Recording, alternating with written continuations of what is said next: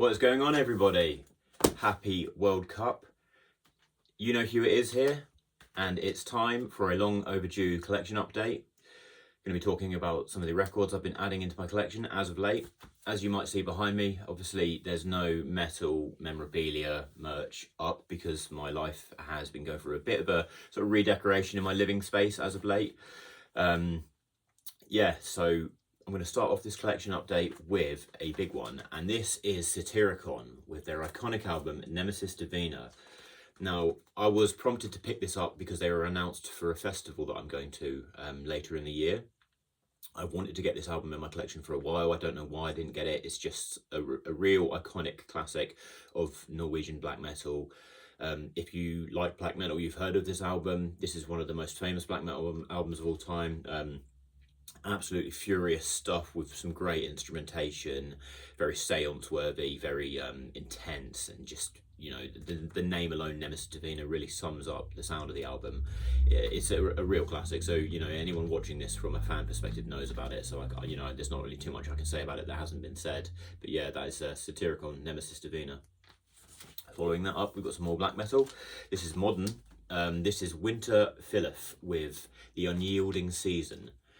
Now, for those who don't know, Winterfylleth is an English black metal band who've been doing it for quite some time now. And I've never really been the biggest fan of them. I find that their sound generally is quite glossy, quite one-dimensional. I do think that they are often capable of making some quite stunning songs, but actually the singles to the lead up to this particular album really caught my attention, and the mood that's obviously portrayed by this album cover and the videos that have prompted the lead singles to this album as well kind of gave away the mood and the environmental aspect of what the band were trying to portray on here. And it is, in my opinion, my favourite Winterfylleth album from so far. There's some really great songs on here, and it closes with a cover of an iconic Paradise Lost song, Enchantment, and it is a really great cover, really kind of their black metal instrumentation and the tones of the guitar, you know, adds extra oomph to the song, and it's a great way to close out the album. So yeah, that's Winterfylleth with the Unyielding Season.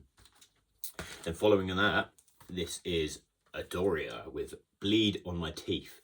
Now, I picked this up at All Ages Records in London. I think it was in May, beginning of May, when I went there because I was at the Incineration Festival, which was a one-day event in London, which was absolutely fantastic. By the way, I saw bands like Tomb Mold, the original lineup for Grave, Vacuous, Dragged Into Sunlight. I mean, I'd have to really think about who else I saw, but it was an amazing day, and the lineup for that festival was always stacked. But anyway, I picked this up at All Ages, and this is a kind of underrated, long-running English black and death metal. Why is there a fly in here? You don't pay enough rent to live in here. English black and death metal band, and the lady who's the vocalist for this band has a really distinctive voice, and particularly on this album, she sounds absolutely psychopathic. I love the sort of gold hot foil on the records. I love when they do that for, you know, for the races. I think it just adds a nice touch to it. But yeah, just really great stuff. I think this band deserves more recognition. This came out a couple of years ago. It's a sort of long-awaited follow-up album. I'm hoping that some of their earlier stuff's going to get repressed because it's all just fantastic stuff. So that's Adorior with Bleed on My Teeth. And the next, I've got a Grail record, which I got very recently. Very finally happy to have this in the collection. If you've watched my channel before, you may have noticed in the past I've had that big banner for the band Arghoslent, the album Incorrigible, Bigotry. Well, now I finally got it. So yeah, obviously this band is notorious. They're quite well known, melodic death metal. This is my favourite album by them. I like some of the other stuff they've done, but for me, this is where they were at their absolute peak. This has some of the most incredible, catchy guitar playing. Some of it has a kind of Iron Maiden swing that you associate with like a lot of progressive metal, but the compositions on here are just absolutely beautiful. Sometimes the guitar playing and the sort of lead embellishments can sound like you're listening to some form of classical music. It's that like highbrow, the writing. Now, the problem with Arghoslent for a lot of people is obviously the lyrical themes, and I'm not saying by any means that I agree with it, because, you know, it's overtly quite offensive to a lot of people. But, you know, it's extreme metal, so you've got to look past a lot of that. You can't really be an extreme metal fan and, you know, not look past not look past, sorry, some of the themes in some of the music we listen to. But yeah, just from a musical listener's perspective, this is absolutely incredible. It's one of my favourite death metal albums ever. And yeah, really glad to finally own it. I've been after it for years. So yeah, that's Arghoslent with Incorrigible Bigotry. Following on from that, I've got the third album in the trilogy from Wiegedood. Now, I've mentioned on this channel before that I saw this band play this trilogy of albums in one set last year at the Damnation Festival. And I wasn't that familiar with the band. I thought they kind of had a silly name, so I wasn't expecting much before I saw them. But the performance that they put on was still to this day probably the best black metal performance I've ever seen.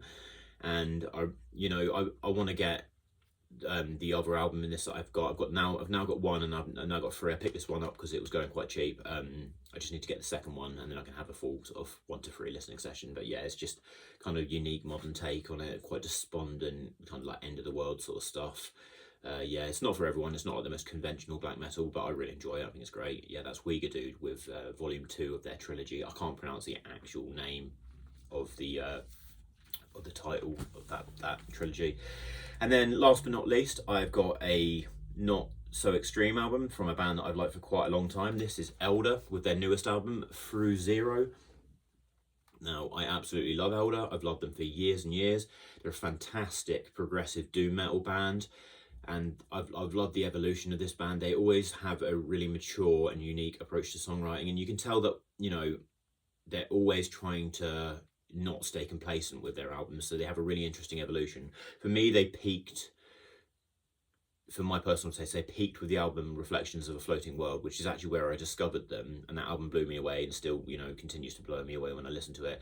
Since that album then, they've had a couple other full-length records and an EP or two, and I didn't like the follow-up album, but the album that came before this one, Innate Passage, really hinted towards like a nice meeting ground between some of the electronic instrumentation that they're trying to implement and their doomier, heavier stuff that I think they were trying to tone down but still keep exciting for the metal fan.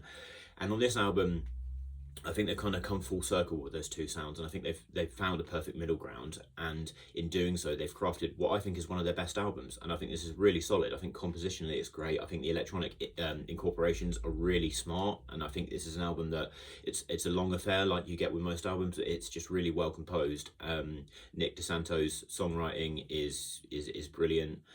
I think if there was one weak point, it'd have to be his voice. I think Nick's voice works better when he's doing his sort of trademark belts, belting like really powerful lyrics, but I understand as a vocalist in a heavily touring band that's not always going to be feasible for your whole life, so you have to transition. Now, his voice isn't necessarily bad on here, and it does seem to sort of suit the mood of the music quite a lot, so I give it a bit of a pass in that regard for the most part. But yeah, this is just a really, really great album for anyone who wants to listen to any really cool contemporary doom or progressive metal. That is Elder with Innate Passage.